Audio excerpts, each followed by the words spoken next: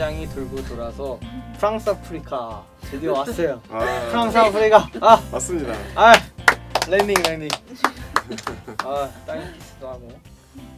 우리가 좀 말이 좀 많았는데 다 좋은 얘기였습니다. 네. 그래요, 다 좋은 얘기. 진짜 굉장히 빠르게만 대답을 네, 감사합니다. 무튼간에 중국과 아프리카의 그 러브 스토리를 지금 계속 살펴보고 있었는데, 사실 아프리카에게는 엑스-허스번드가 있었죠. 프랑스. 이제 1875년에서부터 1904년까지 프랑스와 교제를 했었어요. 네, 일방적으로 굉장히 미저리 같은 사랑을 당했었는데, 네, 소유욕이 강한 프랑스가 약간 완벽한 사육을 하려고 그랬어요. 그래서 아프리카 내 거, 여기 땅 내 거, 여기 땅 내 거니까 여기 사람 내 거, 다 내 거. 정말 욕심쟁이네요. 네. 그랬고 욕심쟁이 우헛 뭐 이래갖고 이 땅에 사는 사람들 모두 아프리카인이 아니라 프랑스인이 되어야 한다 뭐 이런 식으로 굉장히 종속하고 뭔가 속박시키는 이런 식의 신문을 했습니다. 네. 제가 뭐 배울 때는 문화통치라고 해서 좋은 쪽을 또 이렇게 강조해서 배웠던 것 같은데 실상은 그렇지 않았던 것 같아요. 그 예를 들어 콩고 사람들 같은 경우에는 만약에 우리가 프랑스가 아니라 중국의 식민지였다면 더 좋았을 거다라는 얘기를 하는데 프랑스가 지난 시간에도 지난 시간에 나왔던 것처럼 프랑스는 식민지 지배 기간 동안 해준 게 없다. 그렇지만 만약 그 기간에 중국인이 우리를 지배했었더라면 지금 현재 그 콩고 해변가에도 고층 빌딩이 빼곡히 서 있지 않았겠느냐 이렇게 얘기를 하는데요. 그 차이나 아프리카 전에 이렇게 프랑스 아프리카가 있었다고 했을 때 혜원 씨, 그 프랑스 아프리카 또 차이나 아프리카처럼 프랑스와 아프리카가 합쳐진 그 말인 것 같은데. 네, 프랑스 아프리카는 한마디로 보이지 않는 힘, 뭐 그런 뜻 그렇게 볼 수 있는데요. 과거 제국주의 시대에 프랑스의 지배 아래에 있었던 아프리카는 독립 후에도 오랫동안 프랑스의 영향력 아래에 있어야 했습니다. 그래서 파리 지도층이 아프리카 정권을 정치적으로 보호해주고 대신에 경제적 이익을 반대급부로 교환하는 이런 보이지 않는 지하 공화국을 또 프랑스 아프리카가 이렇게 의미하는데요. 아프리카가 형식적으로 독립했지만 프랑스의 보이지 않는 영향력이 계속되고 있었습니다. 아마 지지난 쪽에 또 이런 내용을 우리가 다뤘었던 것 같아요. 아무튼 프랑스 하면은 흔히 인권의 나라, 자유평등 박애, 뭐 민주주의, 비바, 뭐 이런 느낌 떠오르는데. 근데 1970년대까지만 해도 거의 모든 아프리카의 독재자를 지원하고 또 있지 않았습니까? 그래서 퐁피두 전 대통령 시절에 아프리카 11개국 수장하고 이제 대통령 7명을 초청해갖고 프랑스하고 아프리카의 그런 정상회의를 했었어요, 처음으로. 그때 중앙아프리카공화국 당시 이제 장 베델 보카사 장군이라는 사람이 자기가 황제를 해보겠다고 중앙아프리카 제국으로 나라명을 개명을 하고 회담에 참석한 정상들한테 다이아몬드를 쫙 돌렸대요. 대놓고 그냥 돌렸네요. 사바. 눈앞에서 이제 다이아몬드 준다고 하는데 어떻게 이거 가지세요 하는데 어떻게 이런 걸 그렇죠. 이렇게 되는 사람이 다 그런 거지 뭐. 이렇게 돼요. 그래갖고 무슨 받았대요. 쫙 다 받았고 그 뭐 참고로 이제 보카시 장군이 자유 프랑스군에서 1939년에 입대하고 알제리와 인도차이나 전쟁에서 활약해갖고 훈장까지 받았던 사람이랍니다. 근데 뭐 진이야기랑 뭐 사람을 잡아먹기도 했다는데. 띠로리.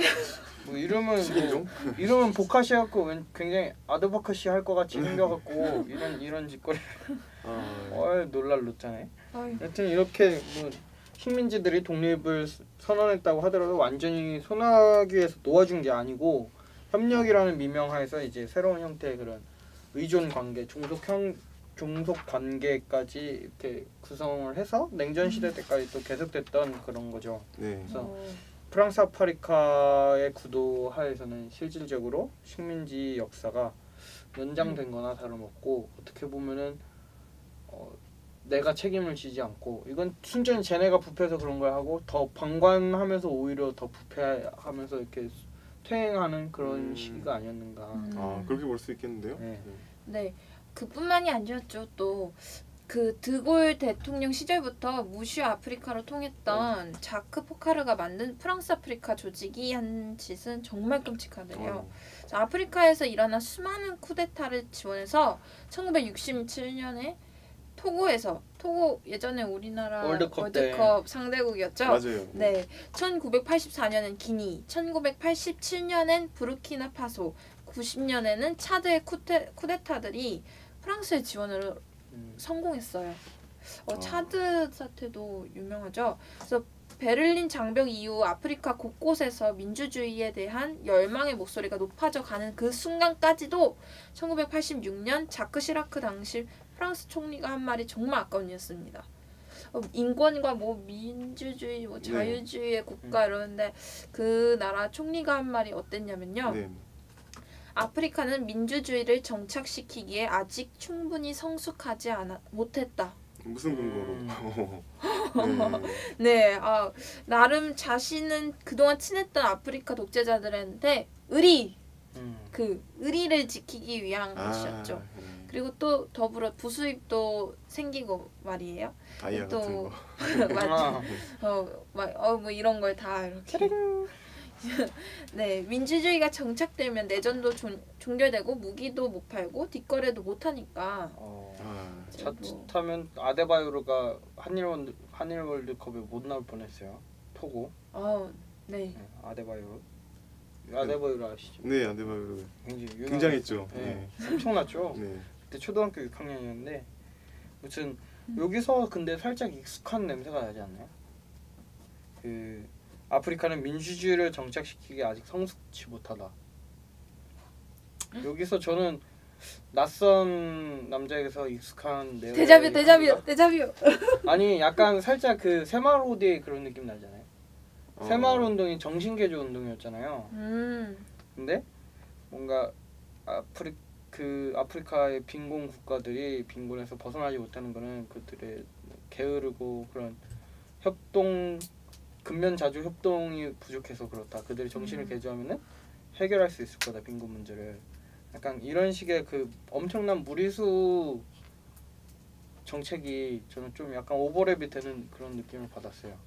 근데 이거는 또 말이 또 나오면 또 엄청 길어질 것 같으니까 다음 기회에 언제 한번 또 다시 얘기를 하도록 하고 맞아 가보도록 하죠. 프랑스 아프리카. 다시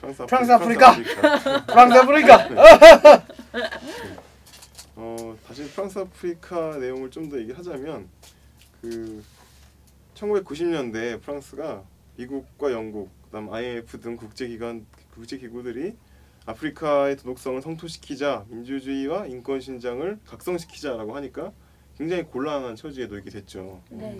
당시 프랑스 아프리카라는 그 조직을 운영하던 미테랑 대통령, 유명한 분이죠. 미테랑 시절이라고. 그렇죠. 미테랑 시절 때 얼마나 난처했는지 굉장히 애매한 논주의 연설을 그때 했었는데요. 그 프랑스가 강조한 인권 얘기는 쏙 빼고 다음과 같이 얘기합니다. 차이를 존중해야 한다고. 굉장히 정치적인 발언이고 지금 생각하면 참 그만큼 그 이상의 말을 할 수 없는 게 아니었을까 뭐 그런 생각도 들었어요. 되게 아전인수. 네.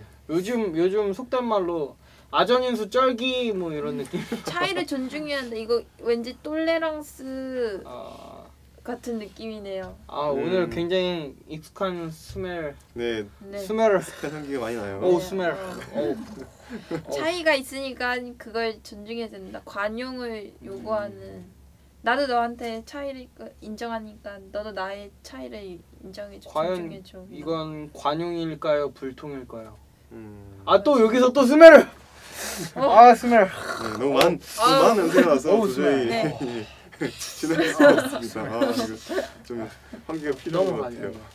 넘어가 주시죠, 혜원 씨. 네, 1993년 제가 태어난 연도인데요. 프랑스의 에드와르 총리가 아프리카와 거리를 두면서 아프리카는 절체절명의 위기에 빠지고 맙니다. 어떤 위기였냐면요. 국제금융기구의 압력으로 1948년부터 실시해왔던 프랑화와 세파프랑의 고정환율제를 폐지했고요. 그 바람에 1994년 1월 세파프랑을 사용하던 전 식민지 14개 국가에서 통화 가치가 반토막이 됐어요. 그래서 대다수의 아프리카 국민들은 완전히 빈곤의 나라로 빠져드는 겁니다. 세파프라 실바블레. 네. IMF가 또 한번 네. 바꿔냈네요. 도저히 국내에서는 뭘 해먹을 수가 없으니까 떠나서 뭐라도 하려고 선택한 이민지는 프랑스인데 왜냐면 가장 친숙했으니까요. 네. 불어도 할 수 있고. 네. 그래서 프랑스에 보면은 이민한 노동자들이 많죠. 저도 그 유럽 여행 공부연도 때 대학교 1학년 때 유럽 여행 갔었었는데 거기 보면 흑형분들이 굉장히 많이 계세요. 근데 이렇게 가서 전 개인적으로 흑형 되게 좋아해서 형 어디서 왔냐고 물어봤더니 나 저기 아프리카에서 왔다고. 그럼 뭐 올 때 못 타고 왔냐고 그러니까 저기 수영해서 왔다고. 근데 그거는 농담이라고 그러고 자기는 원래 지금도 프랑스 국적자는 아닌데 대부분의 많은 아프리칸들이 언어도 통하고 해서 여기 와서 일을 많이 한다. 그리고 여기서 별다른 문제만 일으키지 않으면 이들도 우리를 추방하지 않는다. 뭐 그런 식으로 얘기를 하더라고요. 무튼 근데 프랑스 또 인종차별로 굉장히 유명하잖아요. 프랑스는 또 신인종주의라는 그런 정책이라고 해야 되나? 그런 주장이 좀 뜨고 있어요. 무슬림들 오히려 흑인들은 차별하지 않는데 무슬림들을 차별하는 그런 게 굉장히 심했죠. 그래갖고 에펠탑에 그 히잡 쓴 부르카라고 해야 되나? 뭐죠? 그 눈만 보이는 그거 하고 이제 굉장히 원리주의적인 그런 이슬람 분들은 여성들이 눈만 딱 내놓고 여기 이렇게 쿠란 올리고 이러고 다니잖아요. 근데 이게 폭탄인지 꾸란인지 어떻게 하냐고 막 그래갖고 엄청 무리가 일었었던 걸로 몇 년 전에 기사 본 게 기억이 나는데 그리고 그거를 착용 못하기 맞아요. 했죠. 그래서 그걸 뒷받침하기 위해서 나타난 게 신인종주의인데 이건 또 인종주의랑 좀 다른 게 신인종주의는 그 나라 사람들의 문화 고유의 문화는 소중하고 우리의 고유 문화는 소중하니까 우리나라 고유의 문화를 해치지 않는 선에서 살아라 이거거든요. 그러니까 하지 말라는 거죠. 이런 뭔가 다문화 비슷하면서 굉장히 많이 다르네요. 네, 정말 묘하게 또 아전인수 쩐다는 안전인수 쩔기. 무튼 뭐 그래갖고 그때 당시에 이제 빈곤의 나라로 떨어져서 프랑스 이렇게 이민 오는 그런 사람들이 많았는데 공식적인 루트로 이렇게 오는 사람들한테 프랑스의 입장은 이제 저리 가요. 허이 그거 봤어요? 예민이 영상? 저때 보라고 했잖아요. 이거 안 보면 공감 안 되는데. 뭐 예빈아 과자 사줄까? 예빈아 모르는 아저씨가 과자 먹으러 간다고 그러면 좋아. 좋아 이러 안 돼요 해야지. 안 돼요 이거 영상 있는데 오지 말라고 막 허이 저리 가요 그 막 해갖고 오지 못하게 막 그랬습니다. 나름 2차례에 걸친 세계대전에서 프랑스에 참전도 했었고 또 해방 이후에 프랑스인이 아프리카에 정착해도 냅뒀었는데 이런 통수가 저리 온다. 아우 마이 통수 막 이래갖고 가난하다고 오지 말라고 막 이랬답니다. 그 선택적 이민이라고 또 받을 사람들은 철저히 또 가렸대요. 그 통과한 이민자들 맞아? 근데 시내 외곽으로 시내 외곽에 주로 비민가가 위치하고 있는데 그걸로 내모는 이런 박해를 했다고 합니다. 자유평등 박해 그 프랑스에서.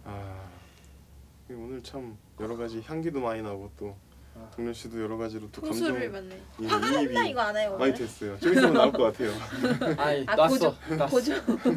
났어. 아까 그 시라크가 총리일 때 발언했던 내용이 나왔는데 95년에 이제 친아프리카계였던 시라크가 대통령이 되죠. 그래서 아프리카가 약간 기대했어요. 프랑스가 뭔가 도움을 줄 수 있지 않을까. 역시 형식적인 도덕성만 외쳤습니다. 시라크는 우리 프랑스는 경제적인 면에서 아프리카가 필요 없습니다.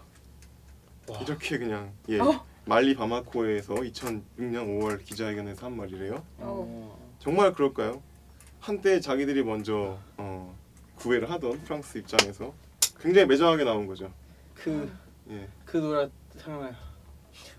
모든 걸 다 주니까 떠나가는 그 남자. 바로 바이브죠. 네. 그 남자 그 여자. 저도 아는 노래예요. 내 모든 걸 다 가져간 그 여자. 네, 딱 그 노래가 네. 생각나는 네. 대목인 거예요. 한때는 내가 정말 사랑했던 그 남자. 그러니까. 다 믿었었어 바보같이. 진짜. 제가 아프리카였으면 그러는 나을 것 같아요, 진짜. 배신감 완전 느낄 수 않을 수가 없는 그러니까요. 거죠. 뭐 네. 먼저 좋다고 들러붙을 땐 언제고. 그러니까요. 갑자기 막 필요 그래서 없다. 남자는 믿으면 안 돼. 맞아요. 마찬가지입니다. 아빠가 아빠만 믿으래요. 참. 그래요. 아무튼 참 그랬고. 네. 그래서 이제 식민지 지배 기간 동안 그렇게 열심히 심어둔 프랑스어와 그 프랑스 문화가 요즘엔 신통치가 않습니다. 그래서 프랑스가 이민 정책을 강경하게 내세운 이유로 프랑스로 못 가면 미국까지 뭐 영어도 배우고 Can you speak English? 네. 오케이. 이렇게 뭐 아메리카 드림을 키우는 그런 아프리카 부족의 그 젊은이들이 급증하고 있다고 해요. 네, 실제로도 뭐 영국문화원이라든가 그런 데를 통해서 네. 그 제가 갔던 모로코에서도 거의 영어를 더 열심히 배우더라고요. 청년들이. 예. 그래서 뭐 프랑스 기업들의 안이한 태도랑 더불어서 또 프랑스 정치인들의 그런 굉장히 판단 미스, 그리고 때로는 이제 독재자를 지원하다가 반군등에 의해서 이제 공격을 당하면 너는 죽어라, 나는 간다, 빠염, 뭐 이런 느낌. 이런 거 이랬다가 저랬다가 왔다 갔다 뭐 하면서 이렇게 뭐 결국 자기 발등 자기가 찍은 거죠. 예. 네. 그래갖고 저는 이 말이 좀 인상이 깊었는데, 장폴 은구 판데 전 중앙 아프리카 공화국 총리가 했던 말인데, 네. 비유하자면 프랑스는 부인에게 이혼당한 남편 같아요. 그 부인이 소방 맞고 배신감에 치를 떨다가 남편 몰래 이혼을 치밀하게 계획했고, 남편은 그 사실을 꿈에도 몰랐던 거죠. 오. 네. 그러니까 남편이 프랑스, 부인이 아프리카죠. 네. 뭐 그런 건가요? 네. 그래서 뭔가 정말 공부하면 공부할수록 어디 K 본부에서 이렇게 많이 봤던 그 느낌. 사랑과 사주해 봅시다. 자주 해보겠습니다. 좋아 전쟁. 뭐 이런 거. 네, 신고 선생님. 네. 신랑분 신부하고 조정하실 의사가 있으세요? 아 죄송합니다, 안 똑같네요. 아니에요. 머리를 좀 깠어야 됐나? 제가 거의 유일하게 좋아하는 그 드라마 시리즈 때문에. 그래. 예. 그중 프랑스어권 아프리카 국가인 말리와 모로코의 경쟁 성장률도 5.2%에서 5.8%까지 올랐고요. 네. 마치 이제 프랑스가 떠나길 기다렸다는 듯이 아주 선방을 했죠. 네. 그렇군요. 네. 그리고 프랑스가 떠나가는 그 자리에 멀리서 누군가 이렇게 지켜보고 있었어요. 그 남자. 그 남자. 중국. 그렇죠. 그 아프리카의 새 남자. 따거가 멀리서 보고 있었어요. 네. 기회는 있다. 오빠랑 가자. 이리 와. 네 눈물 닦아줄게. 이런 느낌. 네. 중국이 나타났어. 아프리카의 새 남자 중국에 출연하기 시작했는데요. 네, 프랑스를 포함해서 서구 열강들이 국제기구 아래서 뭉쳐가지고 슬슬 굿 거버넌스를 외치고 착한 국가를 천명하기 시작했어요. 이제 경제적 측면에서는 이제 중국의 입김이 거세지기 시작했죠. 프랑스는 이제 다른 서구 국가들하고 같이 정치적 뭐 거버넌스 이런 얘기 하고 있을 때 네. 중국이 정말 그 경제적인 부분에서 그쵸. 이제 네. 누가 나타나기 시작한 거네요. 네. 그쵸. 완전 틈새. 네. 파고들었죠. 그녀의 아픈 아픈 상처. 가슴을 맞아요. 닦아줘. 부시딘. 눈물을. 저기요, 펜잘 있으신 분 이런 느낌. 아프지 말고 상처 받지 말고 뭐 이런 느낌으로다가 중국이 딱 나타나서 짜잔 하고 다 해준 거죠. 네. 적절한 등장이에요. 아, 네. 아, 오늘 효과음 많이 자체 효과음 상당히 많습니다. 네. 아무튼 다시 또 본론으로 다시 돌아오자면 이제 음. 앙골라 내전에 관한 이야기를 살짝 꺼내볼까 해요. 네. 20세기 지구촌의 그 슬픈 현대사들이 몇 가지가 있어요. 뭐 제가 갔던 캄보디아의 그런 네. 내전도 97년도까지 내전이 있던 나라예요, 캄보디아가. 네. 근데 또 아프리카에도 이런 나라들이 있죠. 네. 그래서 냉전부터 일단 밑밥을 제가 던져보겠습니다. 예. 냉전 때 아프리카야말로 그 중심에 있었죠. 그쵸. 여러 국가에서 발생한 그 냉전 기간 동안에 미국과 러시아의 그 이념 싸움과 자기 편 챙기기 이게 굉장히 많았었는데 이제 아프리카도 당연히 그런 대리전 같은 게 많이 일어났겠죠. 네. 자유진영과 공산진영 간에. 네. 앙골라가 그 불행한 희생자 중에 또 하나입니다. 그 앙골라 내전이라는 게 사실 우리 청취자분들 중에서는 좀 잘 모르시는 분들이 계실 것 같아요. 조금 네. 설명해주고 얘기하면 좋을 것 같습니다. 네. 그래요. 명백히 말해서 앙골라는 프랑스 식민지가 아니었고요. 음. 포르투갈 식민지였고 1975년에 독립했어요. 네. 이제 내전은 독립 이후에 좌익과 우익과 이 각각 이념의 권력 쟁탈전으로 이어졌어요. 네. 그러니까 한국과 조금 비슷하죠. 그 독립 이후에 이념 간의 그 그쵸.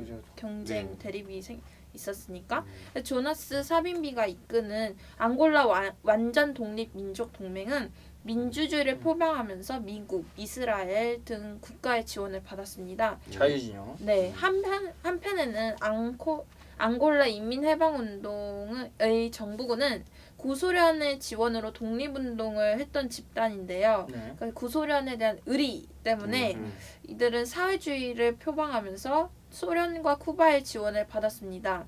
앙골라 내전은 무려 27년 동안 지속되었어요. 어휴, 오, 되게 거의 뭐 한 27년이면 세대가 동안에 전쟁을 했네요. 네. 네. 병력 지원이 이제 줄어들어도 사빈비가 다이아몬드 밀수로 또 자금줄이 탄탄했어요. 네. 그리고 또 집권 여당인 그 인민. 앙골라 인민해방운동 같은 경우에는 점점 소련과 쿠바의 지원을 기대할 수 없게 되니까 프랑스한테 달려갑니다. 이제 냉전 후기에는 이제 자유진영이 점점 커지고 네. 공산진영이 점점 줄어들었으니까요. 예. 그래서 프랑스 정부가 무기 판매상인 피에르 팔콘을 시켜갖고 6억 3,300만 달러어치의 무기를 93년과 94년 이렇게 두 차례 앙골라한테 팔았어요. 아, 무기를 팔았군요. 네. 그래갖고 2002년도에는 그 조나스 사빈비, 자유진영 리더였죠. 네, 자유진영 리더를 죽일 수 있었고 그 무렵에 이제 프랑스에서 정부 고위층들이 뇌물비리 스캔들인 앙골라 게이트가 네. 터졌어요. 그래갖고 피에르 팔콘을 불법 무기 거래, 사기, 탈세 등의 혐의로 잡아들였어요. 결국 적발됐네요. 네. 근데 조나스 사빈비, 그러니까 자유진영의 리더가 죽었음에도 내전은 계속됐고 또 국고가 그 무기를 사오고 계속 전쟁하고 그러니까 국고는 텅텅 비어가고 유럽과 미국은 이제 굿 거버넌스 원칙을 받아들이지 않는다는 이유로 앙골라를 위한 기부국 회의에 참석을 거부합니다.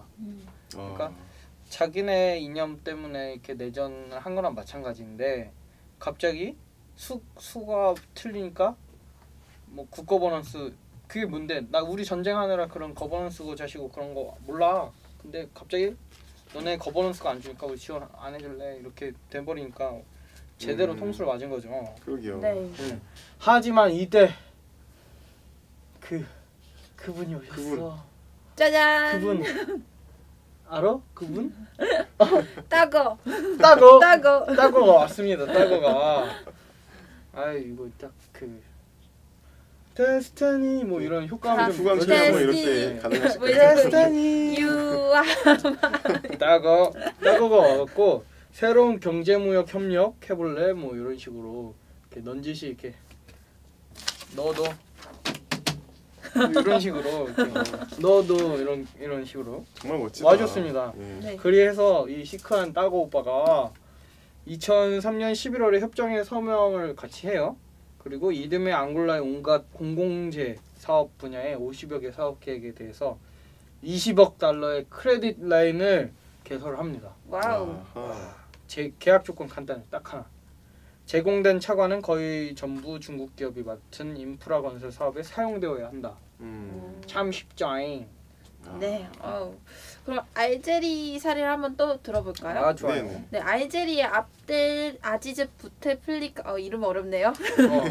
네, 압델 아지즈 부테플리카 대통령은 테러를 종식시키고 새로운 알제리를 표방하면서 대규모 건설 공사 계획을 잇따라 발표합니다.